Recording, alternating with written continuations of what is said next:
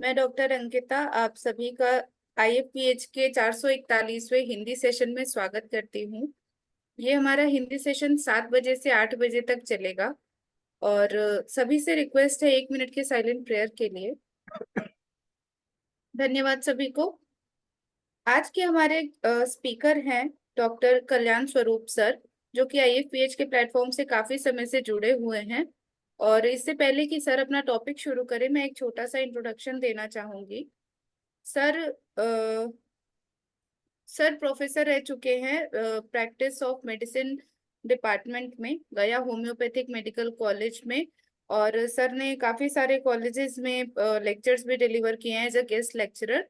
Government homoeopathic medical college Faizabad, government homoeopathic medical college Kanpur. और sir ने 3 किताबें भी लिखी हैं, disease of the nail, word of homoeopathic philosophy और easy materia medica more than four. और सर को 45 साल से ज्यादा का एक्सपीरियंस है।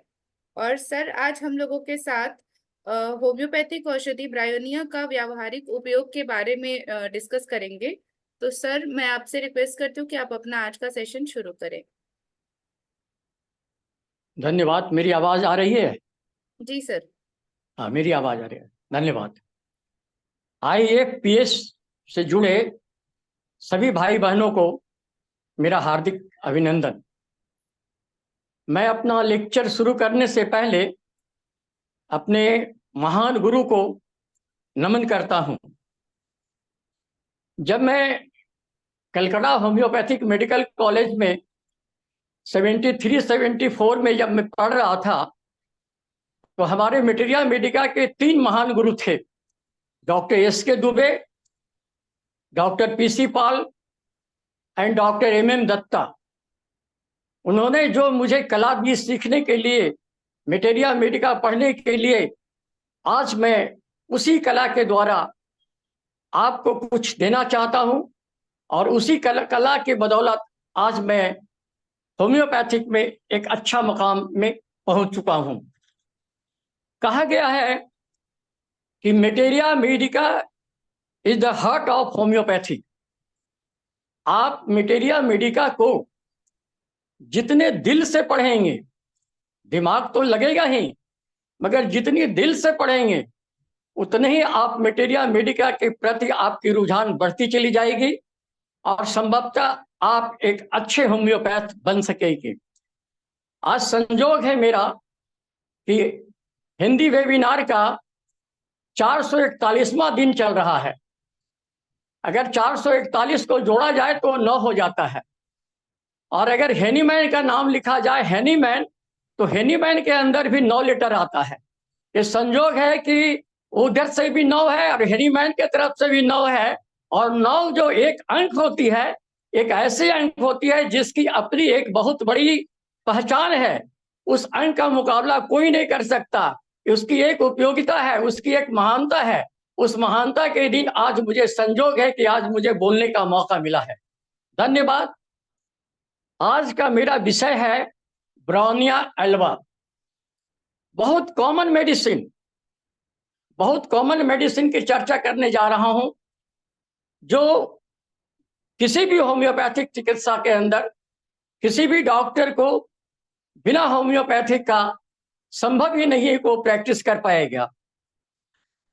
होम्योपैथिक में कॉमन नेम का भी जानना बहुत जरूरी पड़ जाता है, क्योंकि प्रिस्क्रिप्शन के वक्त कभी कभी हमको कॉमन नेम लिखने की भी जरूरत पड़ती है।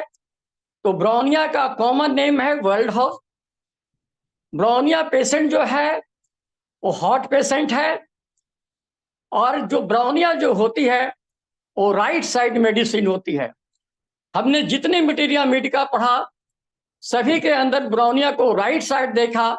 सिर्फ एक राइटर का मेडिसिन हम मटेरिया मेडिका हमने पढ़ा, बिथोल्कस का, जिसमें सिर्फ उन्होंने लेफ्ट साइड लिखा है। बाकी सारे राइटर ने उसको राइट साइड लिखा है। ब्राउनिया एक ऐसी मेडिसिन है जो पॉलीट्रस्ट मेडिसिन के अंदर आती है। कहा गया है, एक चीज अपनी दिमाग के अंदर रख लें ब्राउनिया के अंदर, कि वेयर देयर इज ब्राई देयर विल बी ड्राई। जहां ब्राई होगा निश्चित ही वहां ड्राई होगा। और ड्राई होगा तभी हम ब्राई की चिंता करते हैं, मतलब ब्राउनिया की चिंता करते हैं। ये ड्राइनेस कहाँ कहाँ पाया जाता है ब्राउनिया के अंदर? तो राइटर ने लिखा है कि dryness of the mucous membrane, body के जहां जहां भी म्यूकस मेम्ब्रेन हो, चाहे वो लिप्स का हो, माउथ का है, टंग है, इंटेस्टाइन है, इस सारे जो म्यूकस मेम्ब्रेन जो होती हैं वो ब्राउनिया के अंदर ड्राई होती है। Even dryness of the serous membrane, serous membrane किसको कहते हैं? कवरिंग ऑफ द विसरा को। ये covering of the viscera lungs की कवरिंग है, ब्रेन की कवरिंग है, हार्ट की कवरिंग है, एब्डोमेन की कवरिंग है। इस सारे कवरिंग जो होता है उसको बोलते हैं सेरस मेम्ब्रेन। तो सेरस मेम्ब्रेन और म्यूकस मेम्ब्रेन दोनों जो होती है ब्राउनिया के अंदर वो ड्राई पाया जाता है। तो जहां ड्राइनेस होगा हम वहां पर ब्राउनिया को याद करेंगे। ब्राउनिया को इजी वे में समझाने के लिए हमने एक सूत्र दिया आपको, वो है 9D। अगर आप 9D को स्मरण रखेंगे तो हम समझते हैं ब्राउनिया का सिम्टम्स आपके मन के अंदर कभी भी भूलेंगे नहीं, आपके मन के अंदर एक छवि बन करके आ जाएगा। वो 9D क्या है? Number 1 diathesis, number 2 development of the disease, number 3 dryness, number 4 drink, number 5 dreams, number 6 delirium, number 7 discharge, number 8 diarrhoea and number 9 is desire. ये जो डी है 9D, इसी को हम 1 by 1 हम डिस्क्राइब करने जा रहे हैं। सबसे पहले है डायथेसिस। हर एक मेडिसिन के अंदर डायथेसिस का बहुत बड़ा महत्व होता है।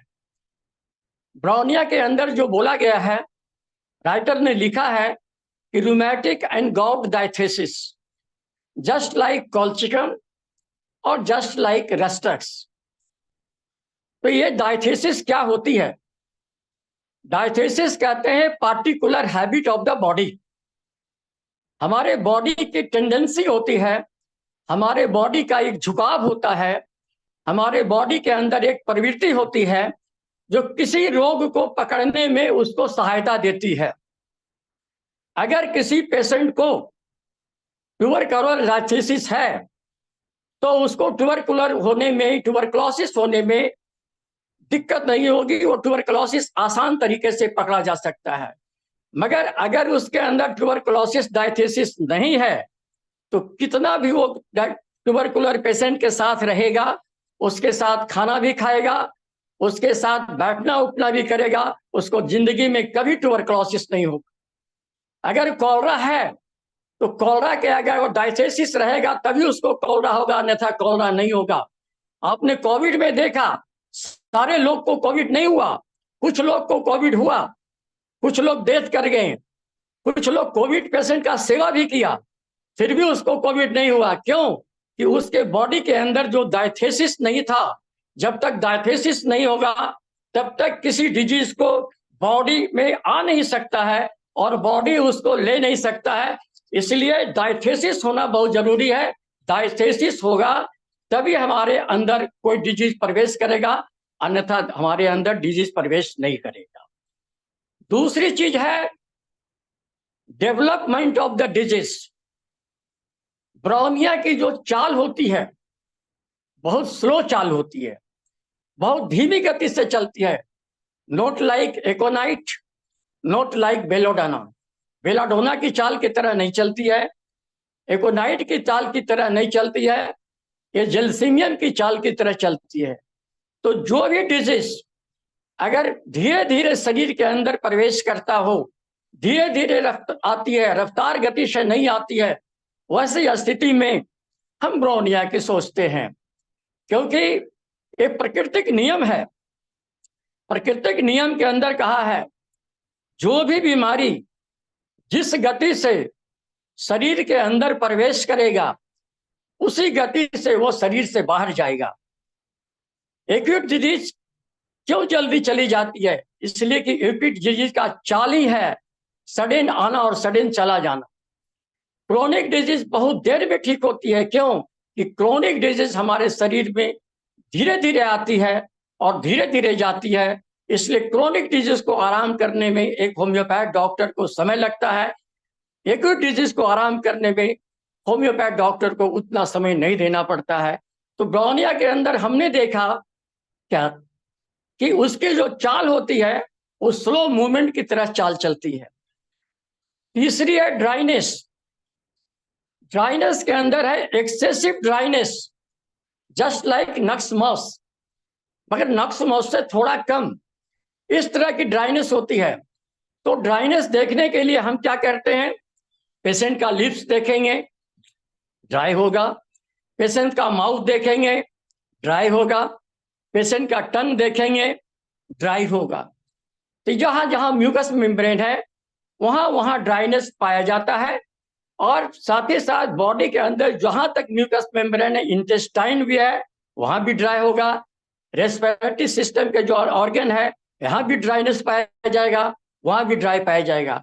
तो dryness is the keynote symptoms of the bryonia. Bryonia के अंदर ड्राइनेस पाया ही जाएगा, इसमें कहीं कोई शक नहीं है। चौथी चीज है ड्रिंक। आप एलेंस की नोट में या कहीं भी मटेरिया मेडिका में पढ़ते हैं, great thirst for the large quantity of cold water at long interval. मगर ये जो चीज ब्रोनिया के अंदर हम पढ़ते हैं ये अनकॉमन सिम्टम्स नहीं है, ये कॉमन सिम्टम्स है। कभी भी इस सिम्टम्स को देख करके मेडिसिन का चिंता आप नहीं करिएगा कि मुंह सूख रहा है, प्यास लग रहा है, ब्रोनिया हम दे दे। ब्रोनिया का प्रिस्क्रिप्शन कभी नहीं करिएगा, क्योंकि फिजियोलॉजी के अनुसार जब ड्राइनेस होगा तो प्यास होगा ही। ये कॉमन फेनोमिना है, अनकॉमन नहीं है। अनकॉमन कब होती है, dry tongue no thirst, just like apis mel, pulsatilla, aethusa cynapium. यहाँ ड्राई टंग है मगर प्यास नहीं है, ये अनकॉमन हो गया। मॉइस्ट टंग too much thrust like mercurius, ये अनकॉमन हो गया। मगर ये ब्रोनिया का जो सिम्टम्स लिखा हुआ है ड्राई टंग टू मच थ्रस्ट, ये अनकॉमन नहीं है बल्कि ये कॉमन सिम्टम्स है। वो कॉमन सिम्टम्स को जानना जरूरी है, मगर इस आधार पर हम ब्रोनिया का प्रिस्क्रिप्शन नहीं कर सकते। पांचवी चीज है ड्रीम। ब्रोनिया की पिक्युलिटी है, जो बातें दिन में वो करता है, जो व्यवसाय वो दिन में करता है, जो काम वो दिन में करता है, रात में सोने के वक्त में वो ड्रीम में ही उसे याद आता है। और वो ड्रीम में ही वो सारी चीज को देखता है कि हमने दिन में क्या क्या किया। वो सारी चीज भूल जाता है मगर ड्रीम के अंदर उसे याद रहता है और कभी भूलता नहीं है। तो ये ड्रीम ऑफ बिजनेस जो है हमारे ब्रोनिया के अंदर में पाया जाता है। नेक्स्ट है डेलेरियम। डेलेरियम के अंदर बहुत पिक्युलिटी है। डेलेरियम कहते हैं बुदबुदाना, खास करके कभी कभी देखिएगा फीवर के केस में कुछ लोग कुछ न कुछ बकते रहते हैं, बोलते रहते हैं। ये जो ब्रोनिया पेशेंट है क्या बोलता है, सिर्फ अपने बिजनेस के बारे में बोलता है, सिर्फ अपने जो काम करता है दिन में उसी के बारे में बोलता है। और साथ ही साथ एक और भी बोलेगा, घर में भी रहते हुए ब्रोनिया का पेशेंट ये कहता है कि घर चलो घर चलो घर चलो। एक्चुअली वो घर में ही है मगर उसके मन के अंदर लगता है कि मैं घर से बाहर हूं, और वो घर जाने की इच्छा जताता है और घर जाने के लिए कहता है। और ये पार्टिकुलर कब होती है, 9 PM, 9 बजे रात में इसकी क्रिया ज्यादा होती है। एग्रावेशन जो होती है 9 बजे इसका ज्यादा हो जाता है। सातवीं चीज है डिस्चार्ज। डिस्चार्ज में देखते हैं लिखा हुआ है एपिस्टैक्सिस इंस्टीड ऑफ मेंसेस। ये जो एपिस्टैक्सिस होती है, नाक से जो ब्लड आती है वो क्या होता है, इंस्टीड ऑफ मेंसेस। इंस्टीड कहते हैं बदले में। जिस समय मेंस आना चाहिए मेंस नहीं आकर के वो जो ब्लड है वो नाक के द्वारा बह जाता हो, नाक के द्वारा आ जाता हो, उसी को बोलते हैं एपिस्टैक्सिस। इस तरह का सिम्टम्स मटेरिया मेडिका में पढ़ने के बाद बहुत जगह मिलेगा। जैसे मर्क्यूरियस में जाइएगा तो लिखा रहेगा milk in the breast instead of menses. Mains नहीं आकर करके ब्रेस्ट के अंदर मिल्क चला आता है in case of mercurius. Headache in place of menses, mains नहीं आकर करके हेडेक चला आता हो तो हम ग्लोलाइन का चिंता करते हैं। Leucorrhoea in place of menses, cocculus, आप देखते हैं कि मेंस नहीं आता है उस वक्त में उसको लिकोरिया चला आता है। तो ये इन प्लेस ऑफ मेंसेस जो लिखा हुआ है ये epistaxis in place of menses. तो दो मेडिसिन के अंदर है, एक है फास्फोरस और दूसरे है ब्राउनिया। दोनों में माइनर डिफरेंट करना चाहते हैं तो bryonia is a hot patient and phosphorus is a chilly patient. कभी कभी देखते हैं कि नाइट्रम सल्फ के अंदर आता है क्या, during menses, not in place of menses. अगर एपिस्टैक्सिस ड्यूरिंग मेंसेस होती हो तो हम नाइट्रम सल्फ की चिंता करना चाहते हैं। तो ये जो डिस्चार्ज जो होती है उस डिस्चार्ज के वक्त में हम अगर एपिस्टैक्सिस आ रहा हो इंस्टीड ऑफ मेंसेस तब हम ब्राउनिया पर विचार करेंगे और ब्राउनिया दे करके उसको आराम कर सकते हैं। 8वीं बात है diarrhoea. Diarrhoea specially hot weather में ज्यादा पाया जाता है। और ये हॉट वेदर में कब, हॉट वेदर में बहुत गर्म से आने के बाद अगर हम ठंडे चीज का व्यवहार कर रहे हैं, आइस कोल्ड वाटर का व्यवहार कर रहे हैं, शरबत का व्यवहार कर रहे हैं खूब धूप में आकर करके, तो निश्चित है कि वो डायरिया में कन्वर्ट हो जाएगा, एब्डोमिनल कंप्लेन में कन्वर्ट हो जाएगा। और उस वक्त में आप ब्राउनिया का हेल्प ले सकते हैं।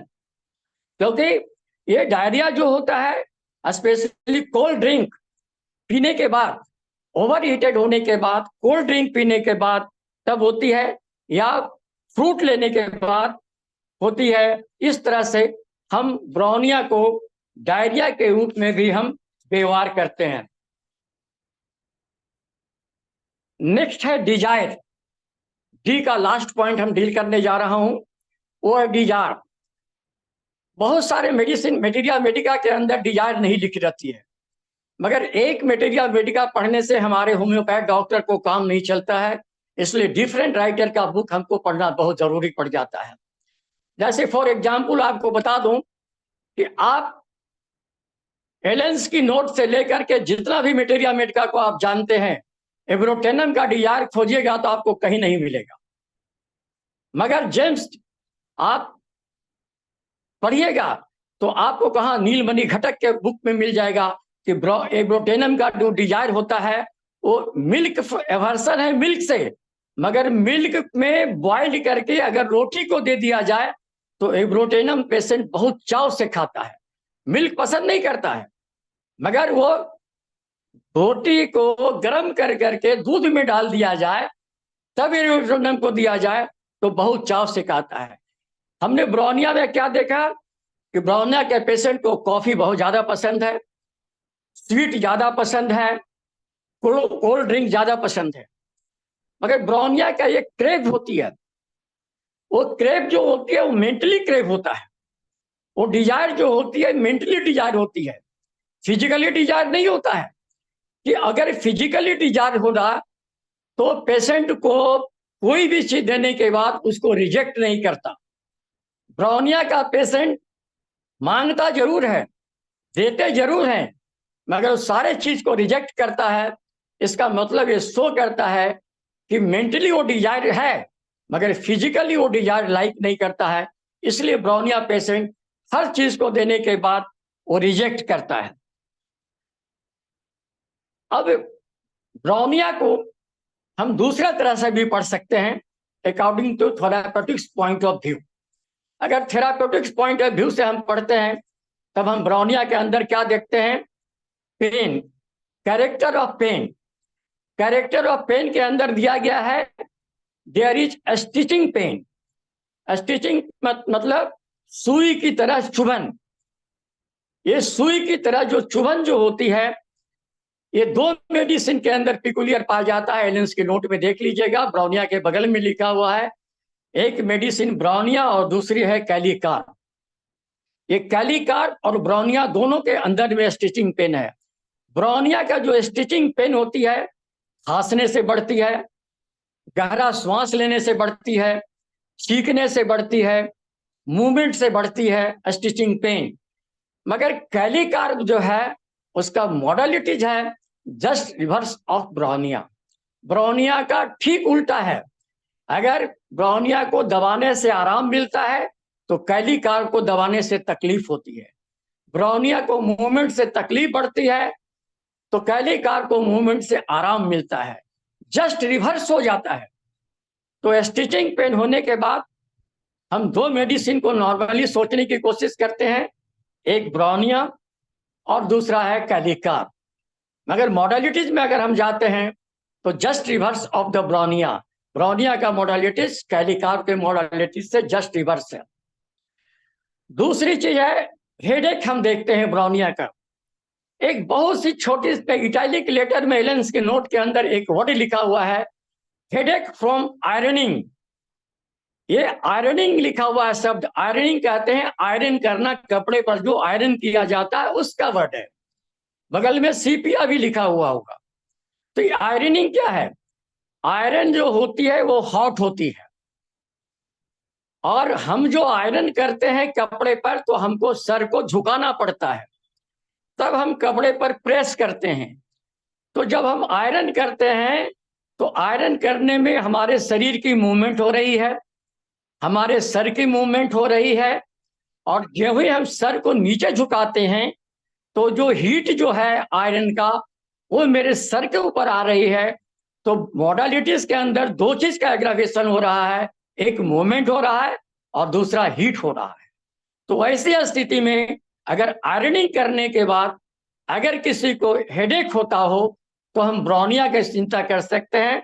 साथ ही साथ जो बगल में जो लिखा गया है मेडिसिन सीपिया लिखा गया है, ये सीपिया में भी आयरनिंग से होता है, मगर डिफ्रेंशिएट करने के लिए आपको देखना पड़ेगा कि जब यूटेराइन कंप्लेंट साथ साथ में हो तभी आप सीपिया को सोचिएगा, अन्यथा सीपिया को नहीं सोचिएगा। विथ यूटेराइन कंप्लेंट हो तब सीपिया, विदाउट यूटेराइन कंप्लेंट हो तो आप ब्रोनिया को सोचिएगा। तीसरी चीज है कॉन्स्टिपेशन। ये कब्जियत बहुत पिकुलियर है। ब्रोनिया के पेशेंट सीवियर कॉन्स्टिपेशन से सफर करता है। लिखा हुआ है stool like as if burned. उसका जो कलर होता है बिल्कुल काला कलर होता है, इतना ब्लैक हो जाता है। ये ब्रोनिया का पेशेंट क्यों सफर करता है कॉन्स्टिपेशन से? तो due to the dryness of the mucous membrane of the intestine. Mucous membrane जो है इंटेस्टाइन का बिल्कुल ड्राई हो जाता है। ड्राई होने के कारण स्टूल में जो इनएक्टिविटी आ जाती है, क्षमता नहीं होती है करने का, और जब करता भी है पैखाना पास करता है तो उसका कलर जो हो जाता है वो हो जाता है ब्लैकिश कलर हो जाता है। तो ब्रोनिया के अंदर आता है क्यों? Due to the dryness of the mucous membrane of the intestine. मगर एक कॉमन मेडिसिन, बहुत ही कॉमन मेडिसिन हम लोग जो व्यवहार करते हैं वो नक्स वोमिका भी है, जो कि हम कॉन्स्टिपेशन में व्यवहार करते हैं। मगर नॉस्टिपेशन के अंदर क्या लिखा हुआ है?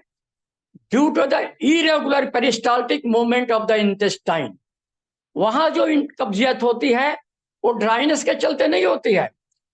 इंटेस्टाइन का जो मूवमेंट होता है वो इरेगुलर होता है, जिसके वजह से नक्स वोमिका का पेशेंट जो है वो ब्रोनिया से सफर करता है, नहीं कब्जियत से सफर करता है।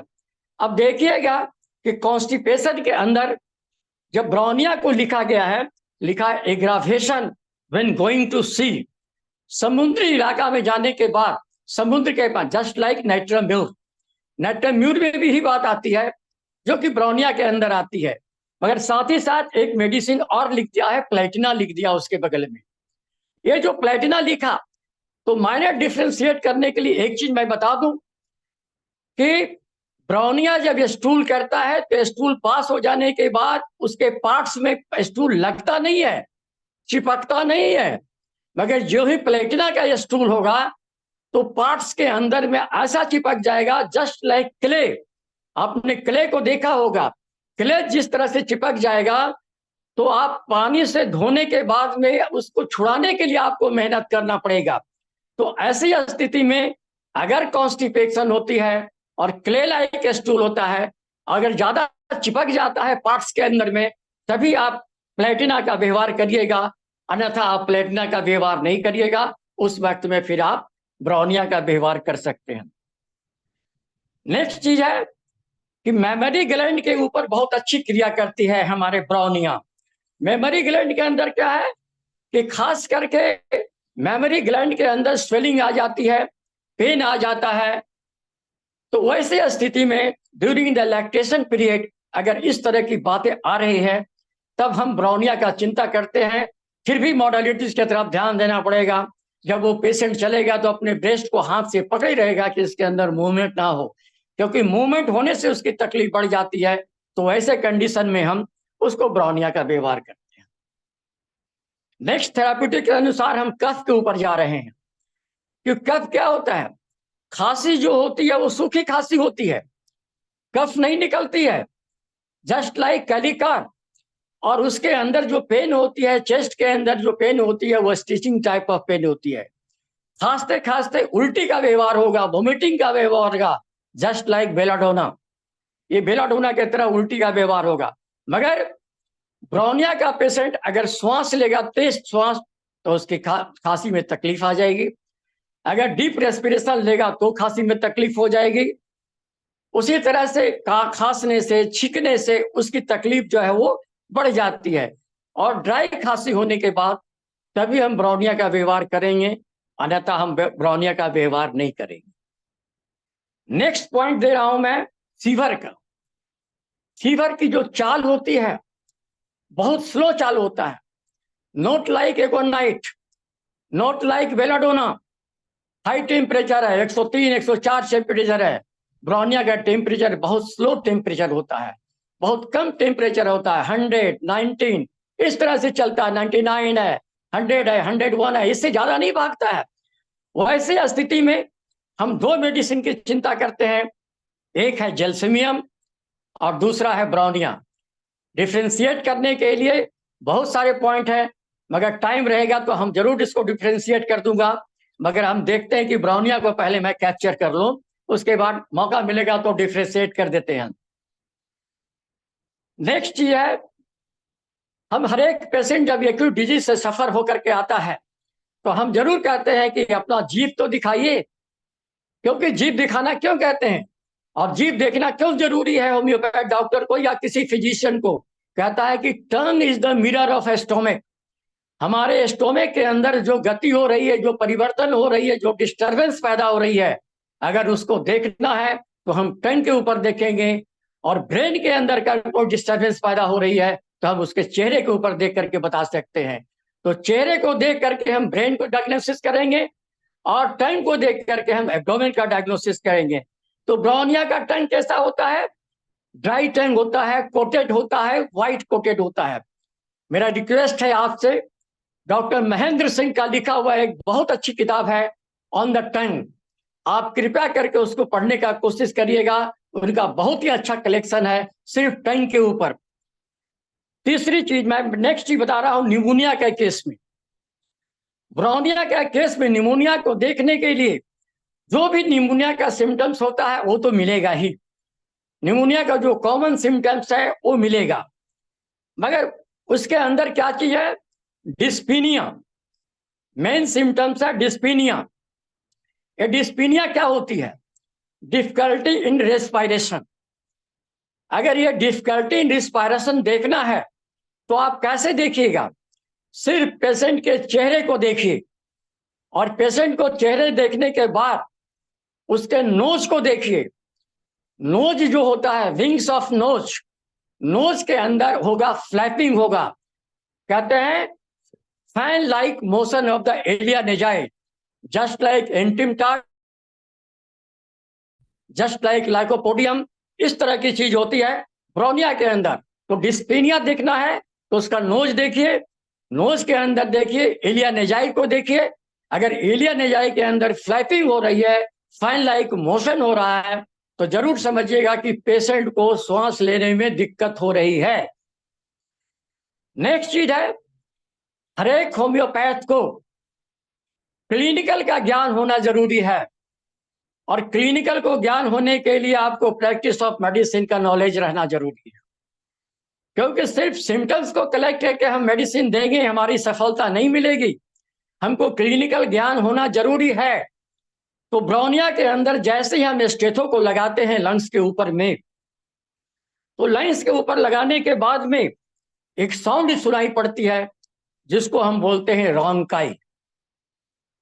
जब भी हम चेस्ट से प्रॉब्लम होकर, चाहे वो एजमेटिक हो, चाहे वो निमोनिया से सफर कर रहा हो, चेस्ट को देखना है तो स्टेथो का सहारा लीजिए। स्टेथो का सहारा लेने के बाद उसमें 3 तरह के साउंड सुनाई पड़ते हैं।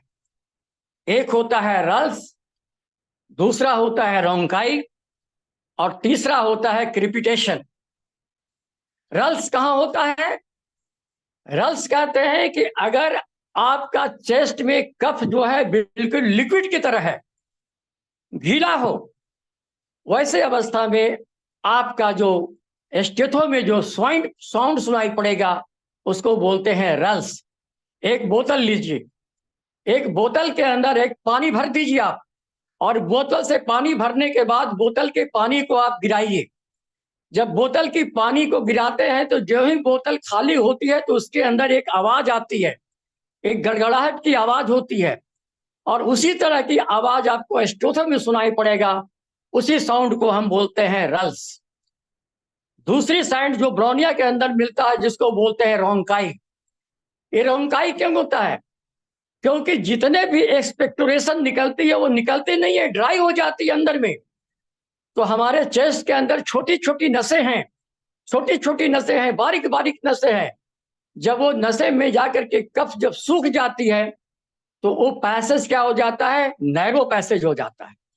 और जब ही नैरो पैसेज हो जाएगा तो किसी भी नैरो पैसेज से जब एयर पास करेगा तो एक तरह का साउंड होगा जिसको बोलते हैं whistling type of sound.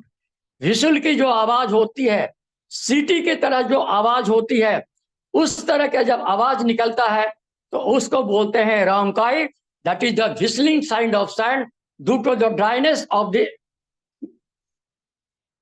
Next है क्रिपिटेशन। ये क्रिपिटेशन क्या होता है? कफ न ढीला ही हो और न सूखा हो, सेमी सॉलिड स्थिति में हो, तो वैसी स्थिति में वहां पर लगाने के बाद जब लाइंस से पुलरा का जब फ्रिक्शन होती है तो पेन भी होता है, और उससे एक आवाज आती है। आवाज जो होता है उसी को बोलते हैं क्रिपिटेशन। ये जो क्रिपिटेशन क्या होता है कि आप एक पेपर को लीजिए और एक पेपर पर दूसरे पेपर को रब करिए। तो रब करने के बाद आप देखिएगा कि उस पेपर से एक आवाज निकलती है जिसको बोलते हैं क्रिपिटेशन। या आप अपने हेयर को रब करिए, हेयर को रब करने के बाद उससे भी एक आवाज निकलती है, उसको बोलते हैं क्रिपिटेशन। तो आप लंग्स पर जब भी स्टेथो को रखते हैं तो 3 तरह का साउंड आपको मिलता है, रल्स, रोंकाई और क्रिपिटेशन। ये स्टेथो से तभी आप जानकारी ले सकते हैं जबकि क्लिनिकल आपको ज्ञान होगा। जब क्लिनिकल स्टडी करिएगा तो आप हचिंसन का क्लिनिकल मेडिसिन पढ़िएगा, वहां पर जा करके आपको जरूर मिल जाएगा, ये सारी बातें मिल जाएगी। नेक्स्ट है आपके टूथेक। जब भी हम ब्रोनिया को टूथेक पर जाते हैं तो हम देखते हैं कि उसका एमुलेशन होता है holding of the cold water in the mouth. जब तक पानी मुंह के अंदर ठंडा रहता है तभी तक ब्रोनिया को दांत का दर्द जो है आराम मिलता है। Just like bismuth, coffea, chamomilla, इस तरह के सारे मेडिसिन है। और पानी जब गर्म हो जाती है तो फिर पुनः वो दर्द जो है वो चालू हो जाता है। तो ऐसे स्थिति में हम ब्रोनिया को सोचते हैं। अब मैं कुछ पॉइंट जो आज ने अभी तक आपने ब्रोनिया के अंदर पढ़ा और ब्रोनिया के अंदर सीखने का आपको मौका मिला, कुछ कंट्रोवर्सी पॉइंट भी हम आपको देना चाहते हैं जिसे शायद किसी को पढ़ने का मौका मिला हो या ना मिला हो, मगर फिर भी उसको देखते हैं। अब हम जानते हैं कि ब्रोनिया का पेन क्या होता है। ब्रोनिया का पेन जो होता है, एग्रावेशन को एमुलेशन कैसा होता है, lying on the affected site, आराम मिलता है। जिधर दर्द होती है उसे दबाने से आराम मिलती है। ये ब्रोनिया की मॉडलिटीज है। मगर ब्रोनिया का पेशेंट अगर गैस्ट्रिक कंप्लेन से सफर कर रहा है, अगर गैस्ट्रिक पेन है, तो याद रखिएगा कि गैस्ट्रिक पेन के पेशेंट को दबाने के बाद, प्रेशर के बाद उसको तकलीफ बढ़ता है, न कि उसको आराम मिलता है। ये जस्ट कंट्रोवर्सी है modalities of the bryonia. Bryonia की जस्ट मॉडलिटीज का वही है। Gastric pain aggravation by the pressure. अगर इसको पढ़ना है तो आप बर्ड्स का फिजियोलॉजिकल मटेरिया मेडिका पढ़िए, भांजा का मटेरिया मेडिका पढ़ लीजिएगा, इसके दुबे का मटेरिया मेडिका पढ़ लीजिएगा। ये सारी जगह आपको ये चीज मिल जाएगा। दूसरी चीज है कि अगर किसी पेशेंट को हेडेक आया और टोटली जो हेडेक है बहुत सीवियर हेडेक हो, और उस वक्त में लगता है कि ये पेशेंट नाइट्रोम्यून की तरफ जा रहा हो, never prescribe natrum mur, at that time you prescribe bryonia. अगर सबसाइड कर जाए हेडेक, उसके बाद आप ब्रोनिया का प्रिस्क्रिप्शन करिए। मगर during just like fever, fever के अंदर क्या लिखा हुआ है कि फीवर के अंदर में नाइट्रोम्यून का कभी प्रिस्क्रिप्शन नहीं करना चाहिए। अगर सबसाइड कर जाए फीवर, तब ये नाइट्रोम्यून का प्रिस्क्रिप्शन करना चाहिए, नाइट्रोम्यून का सिम्टम्स होने के बावजूद भी। नेक्स्ट क्या है, ब्रोनिया का पेशेंट का है aversion from the milk. Bryonia का पेशेंट दूध खाना पसंद नहीं करता है, मगर अगर उसको दूध खिला दिया जाए, जबरदस्ती उसको दूध दिया जाए, तो दूध का स्वाद उसको इतना अच्छा लगता है कि वो चाहता है कि हमको और मिले और मिले। तो इस तरह का एवर्सन होने के बावजूद भी ब्रोनिया का पेशेंट खाने के बाद उसको आनंद मिलता है। ये है, आपको देखना है तो आप देख लीजिएगा, भांजा का मटेरिया मेडिका देख लीजिएगा। नेक्स्ट है कि अगर एग्रावेशन बाई प्रेशर है, तो वैसी स्थिति में आप एपेंडिसाइटिस का केस देख रहे हैं, पेरिटोनाइटिस का केस देख रहे हैं, जहां पर टच करने से एग्रावेशन।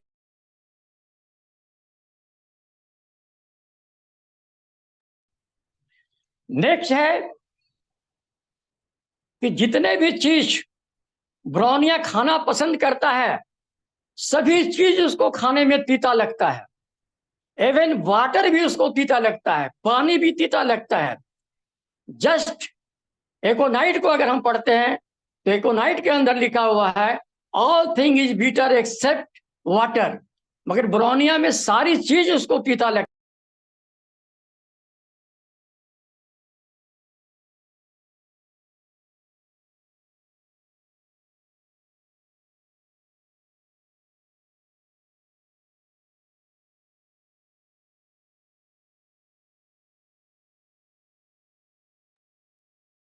सर आपका ऑडियो म्यूट हो गया है सर।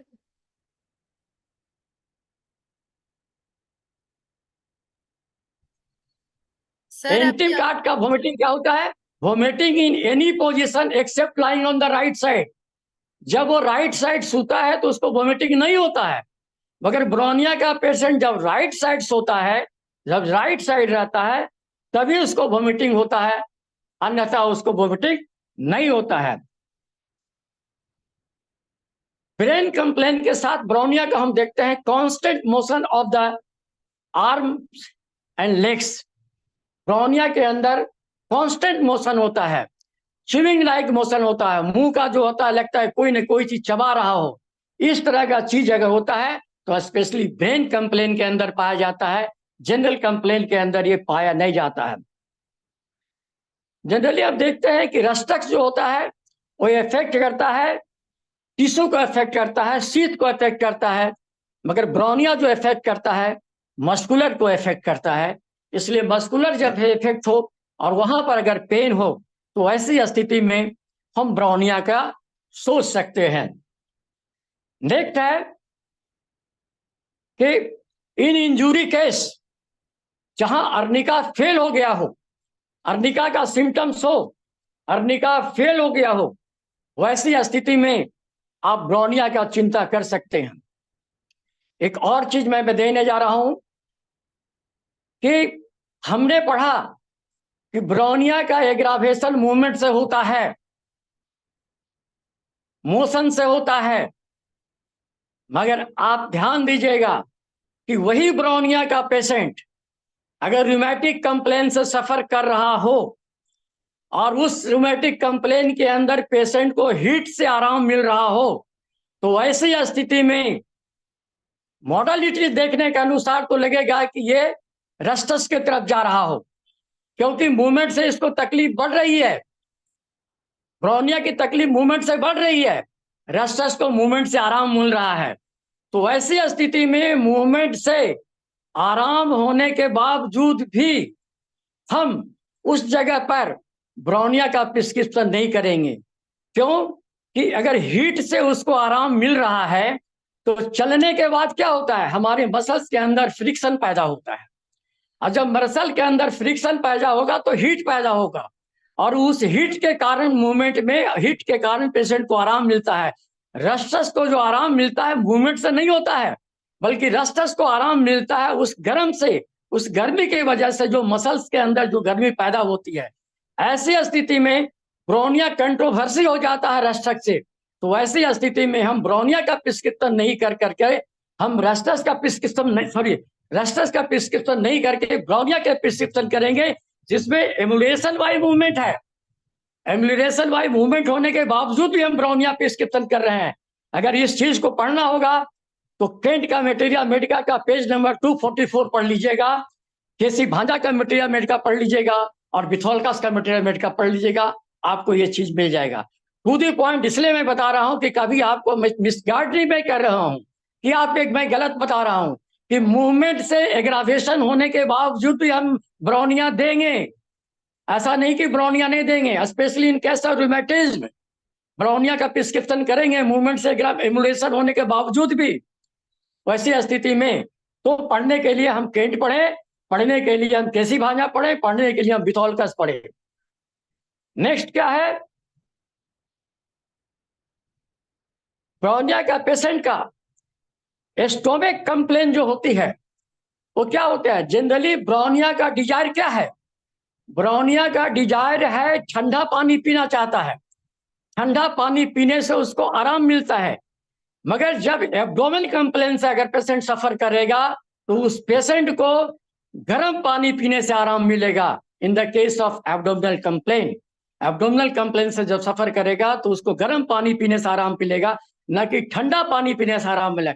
डिजायर ठंडा का है, मगर मॉडलिटीज क्या है, जनरल डिजायर। अगर जनरल में बांटेंगे तो ब्रोनिया की तरफ चल जाएगा कोल्ड ड्रिंक, और अगर पार्टिकुलर में आ जाते हैं तो एमुलेशन वाई जो वर्म है वो आप एब्डोमेन के लिए है, ये पार्टिकुलर के अंदर चला जाता है। तो ब्रोनिया का पेशेंट एब्डोमिनल कंप्लेन से सफर करेगा तो उसको गर्म पानी पीने से आराम मिलेगा, ना कि ठंडा पानी पीने से आराम मिलेगा।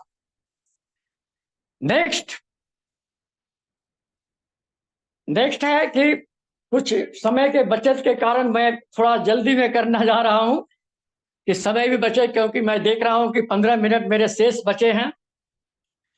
कहता है कि ब्रोनिया का कंट्रोवर्सी पॉइंट जो मैंने पहले कुछ बताया उसको एक साथ में बता रहा हूं कि all pain amelioration by pressure except gastric pain, rheumatic complaint in some condition where the emulation by the worm, at that time you think bryonia. Next क्या है, ब्रोनिया पेशेंट को ड्रिंक करना चाहता है ठंडा, मगर उसके जो कंप्लेन जो है एब्डोमिनल कंप्लेन है वो गर्म से उसको आराम मिलती है। मैं कंक्लूजन करने जा रहा हूं क्योंकि ज्यादा बोलना उतना अच्छा नहीं रहेगा। अगर हमारी बात को समझ में आ जाए वही बहुत है। 15 मिनट के अंदर मैं इसको खत्म करने की कोशिश कर रहा हूं कि ब्रोनिया पेशेंट को कभी भी आप प्रिस्क्रिप्शन कर रहे हैं ब्रोनिया, तो फेल्यूर क्या हो जाता है कि ब्रोनिया पेशेंट को कभी भी नींबू नहीं दीजिएगा खाने के लिए, लेमन जिसको बोलते हैं। कभी भी संतरा नहीं दीजिएगा खाने के लिए, खट्टा जो संतरा होता है। कभी भी मौसमी नहीं दीजिएगा खाने के लिए जो ठंडा होता है, खट्टा जो होता है। क्योंकि ये जो खट्टा जो होती है वो ब्रोनिया के सिम्टम्स को एंटीडोट कर देता है।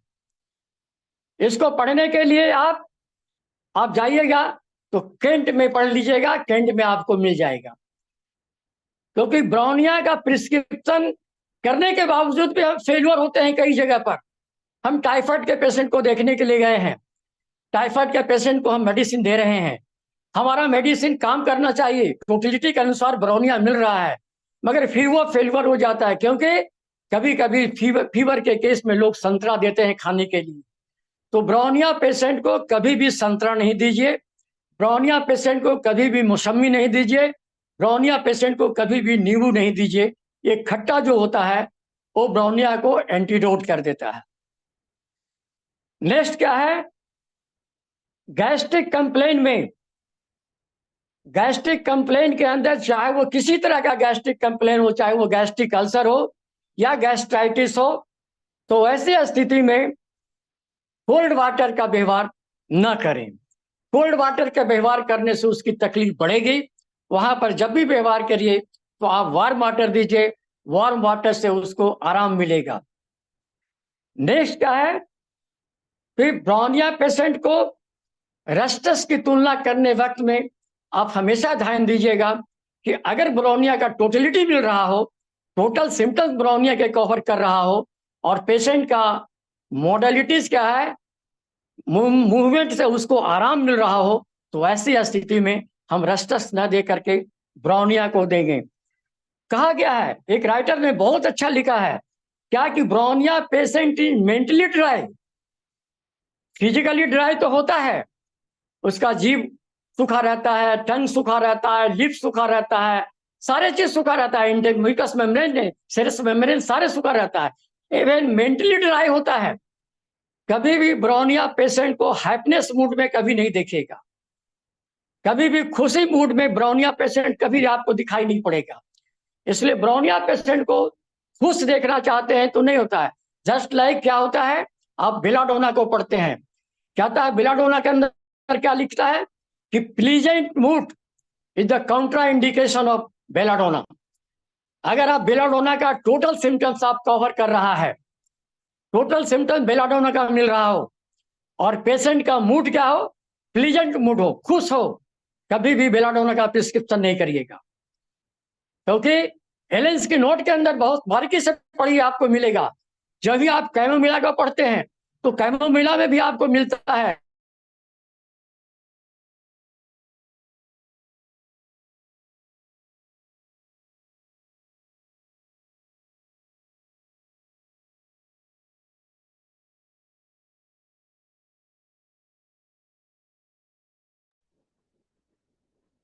कल्याण जी, आपका आवाज नहीं आ रहा है। डॉक्टर कल्याण,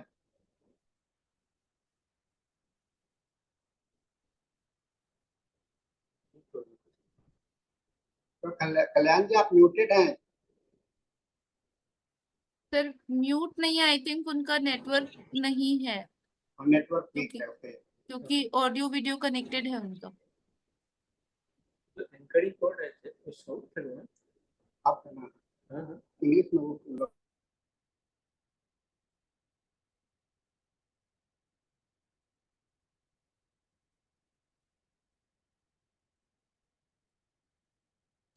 हेलो हेलो, जी सर, अभी आ रही है आपकी आवाज। आवाज आ रही है। जी सर। मेरा नेटवर्क फेल हो रहा था क्या? Yes sir. अच्छा, सॉरी। ब्रोनिया पेशेंट का मेंटल सिम्टम्स के एक प्रिक्यूलिटी है, वो फियर करता है। फियर क्यों करता है? ड्यू टू द पॉवर्टी, उसको गरीबी का डर है, इसीलिए अपने धन संपत्ति को किसी को देना पसंद नहीं करता है, किसी को छूना नहीं चाहता है, देता है। उसको डर होता है कि हम कभी गरीब ना हो जाए।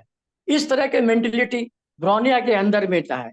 एक राइटर ने बहुत अच्छा लिखा है, उस राइटर का नाम है गरेंसी का मटेरिया मेडिका, पढ़िएगा। करेंसी ने लिखा है क्या कि ब्रोनिया पेशेंट चलना क्यों नहीं पसंद करता है। वो इसलिए नहीं चलता है, इसलिए मूवमेंट नहीं करता है कि उसको लगता है कि हमारे फीट के अंदर, हमारे पैर के अंदर कील चुभ रहा है, कील चुभ रही हो। ऐसी स्थिति में हम ब्रोनिया का व्यवहार करते हैं जहां पर वह फीलिंग हो कि सोल के अंदर में पीड़ चुभ रही हो। ऐसी स्थिति में हम ब्रोनिया का व्यवहार करते हैं। तो हमने देखा कि ब्रोनिया का इतने सिम्टम्स को हमने कवर किया।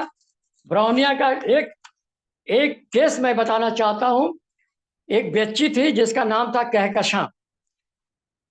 इस एपेंडिसाइटिस से बुरी तरह परेशान थी। हमारे यहाँ एक अच्छे सर्जन के अंदर वो भर्ती भी थी। टोटल सिम्टम्स जो कवर कर रहा था ब्रोनिया का कर रहा था। सर्जन थोड़ा लेट कर रहा था ऑपरेट करने के अंदर में। उसके मामा ने कहा कि सर कुछ मेडिसिन होम्योपैथिक में हो सकती है तो दे सकते हैं। हमने कहा कि कोशिश करते हैं, वादा नहीं कर सकते हैं। टोटलिटी सिम्टम्स के अनुसार हमने ब्रोनिया का प्रिस्क्रिप्शन किया और वो ब्रोनिया का हमने जो एक्शन देखा, आज भी मुझे लगता है कि जो हेनीमैन ने लिख के गया, जिस राइटर ने हेनीमैन ने लिखा, वो लगा कि हेनीमैन ने हमको जो दिया है वो ऐसा मंत्र दे गया है, वो मृत्युंजय मंत्र से कम नहीं है, वो बहुत बड़ी मंत्र है। अगर हम एलेंस की नोट को अच्छी तरह से समझ लें, केंट को अच्छी तरह से समझ लें, बारीकी से हम दूसरे मटेरियल मेडिका को पढ़ने का कोशिश करें, तो मैं समझता हूं कि कोई भी हमारे होम्योपैथिक भाई बहन एक अच्छा प्रैक्टिशनर बन सकता है और एक अच्छे होम्योपैथ बन करके दूसरे साइंस के सामने वो अच्छे से खड़ा हो सकता है। और इसी के साथ मैं अपना वक्तव्य को खत्म कर रहा हूं। धन्यवाद।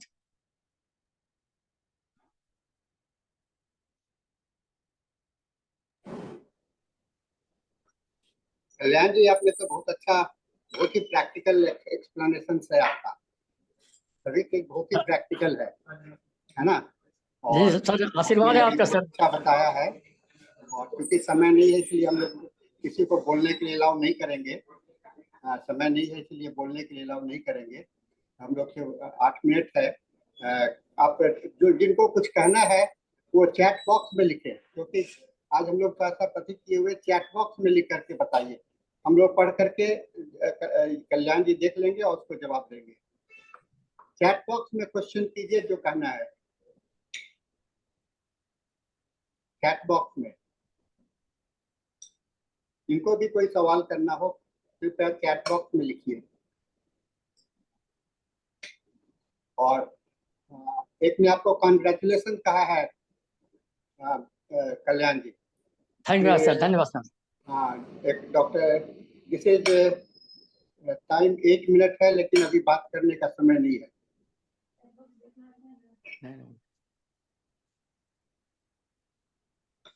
और किसी को कोई मैसेज? हेलो। हेलो। हाँ, मैं डॉक्टर एलिगोड़ा सर बोल रहा हूँ सर। हाँ, बोलिए एक बोलिए। क्वेश्चन है। एक डॉक्टर निशांत प्रवीण है, उनका क्वेश्चन जैल्सीमियम और ब्रायनिया के फीवर का डिफरेंशिएट कर दीजिए। हाँ कर देते हैं सर। फीवर को डिफरेंशिएट। हाँ सर। ब्रोनिया और जैल्सीमियम में बारीकी ये है कि दोनों का टेम्परेचर जो है बिल्कुल स्लो टेम्परेचर चलती है। दोनों का पेशेंट चुपचाप पड़ा रहता है। मगर चुपचाप क्यों पड़ा रहता है कि ब्रोनिया में एग्रावेशन फ्रॉम मूवमेंट है, इसलिए चुपचाप पड़ा हुआ है। जैल्सीमियम में क्या है, हैवीनेस ऑफ द बॉडी है, इसलिए वो चुपचाप पड़ा हुआ है। दोनों का पेशेंट आंख बंद करके पड़ी रहती है, आंख खोलता नहीं है। तो ब्रोनिया का पेशेंट आंख इसलिए नहीं खोलता है कि आंख खोलने से भी उसको तकलीफ होती है। जैल्सीमियम पेशेंट इसलिए आंख नहीं खोलता है कि उसको हैवीनेस ऑफ द आईलिड है, इसलिए आंख नहीं खोलती है। तीसरी चीज क्या है कि जैल्सीमियम के टंग को देखते हैं तो भी ड्राई होती है, ब्रोनिया का पेशेंट का देखते हैं तो भी ड्राई होती है। मगर जैल्सीमियम में प्यास है, ब्रोनिया में प्यास है, जैल्सीमियम के अंदर प्यास नहीं है। जैल्सीमियम के अंदर क्या, एक वेव लाइक सेंसेशन होती है, लगता है कि रीढ़ के ऊपर से एक ठंडी हवा चल रही है। इस तरह का सेंसेशन ब्रोनिया के अंदर नहीं पाया जाता है। तो ब्रोनिया को डिफ्रेंशिएट करने के लिए कई पॉइंट हैं, जिसमें ये पॉइंट जरूरी है, जानना जरूरी है, जिसको पॉइंट तो बहुत है, समय के अभाव के कारण मैं थोड़ा थोड़ा चाहता हूँ कि और दूसरी चीज कल्याण जी, एक और सवाल है, अपेंडिक्स जी अपेंडिक्स के केस में पोटेंसी क्या देना चाहिए?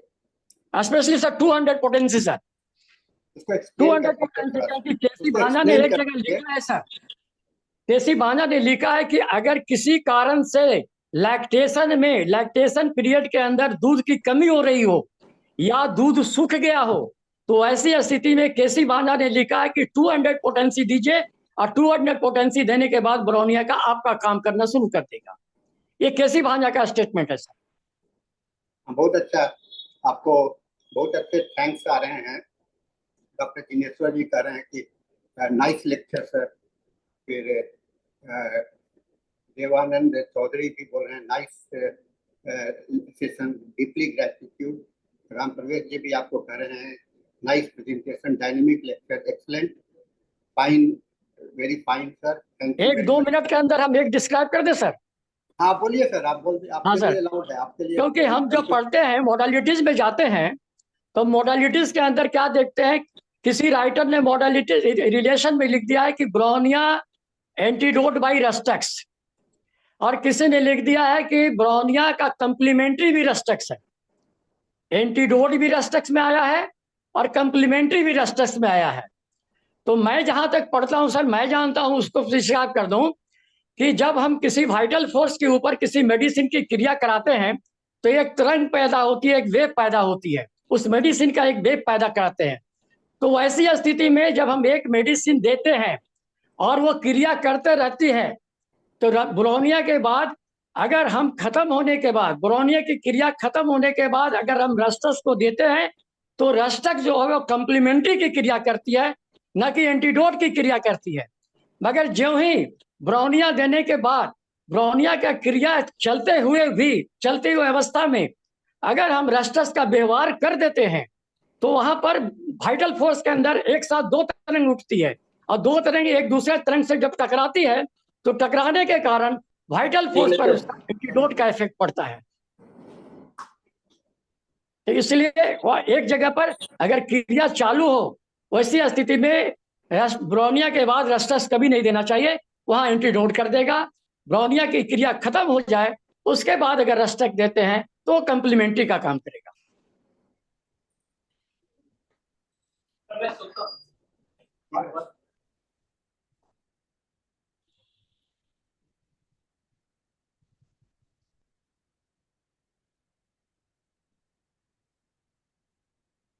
सर पढ़ करके मेहनत करके आप लोगों के सामने रखने का कोशिश करते हैं। चलिए सर, सभी को प्रणाम, और सर को जो टाइम देने के लिए बहुत भाई प्रणाम। जो है डॉक्टर कल्याण स्वरूप जी, बहुत अच्छा आज का जो प्रेजेंटेशन रहा, मुझे बहुत खुशी है। IAPH में लाने के लिए आज हम सार्थक हो गया हूँ। आपको जो लाए और ब्रेनिया के जो सिम्टम बताए, बहुत अच्छा। जो है फिजिकली ड्राइनेस साथ साथ mentally dryness is a good symptom. जो है very very thanks, nice presentation. Okay sir, okay.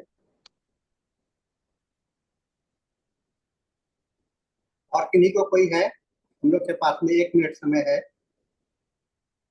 तो अंकिता जी। जी सर। हाँ, आप समय ओवर हो रहा है। इंग्लिश सेशन के होस्ट भी आ गए हैं और स्पीकर भी आ गए हैं। Yes sir. Thank you so much Kalyan sir आज के सेशन के लिए, और इतने अच्छे से ब्राइनिया को समझाने के लिए। काफी सारी किताबों से देख करके आपने जो भी कंपाइल करके अपना बताया, एक्सप्लेन किया, बहुत ही अच्छा लगा हम लोगों को। और मैं आपसे रिक्वेस्ट करूंगी कि आगे भी आप IAPH के प्लेटफॉर्म पे ऐसे ही आते रहें और अपने इस नॉलेज को हमारे साथ बांटते रहें। Thank you so much sir हमारे साथ धन्यवाद। जुड़ने के लिए। और इसके साथ में हमारा 7 से 8 का हिंदी सेशन समाप्त होता है, और 8 बजे से 9 बजे तक के इंग्लिश सेशन के लिए आप लोग कंटिन्यू कर सकते हैं। और माइक में हैंड ओवर करती हूँ धनेश सर को, इंग्लिश सेशन होस्ट करेंगे वो। Over to you sir.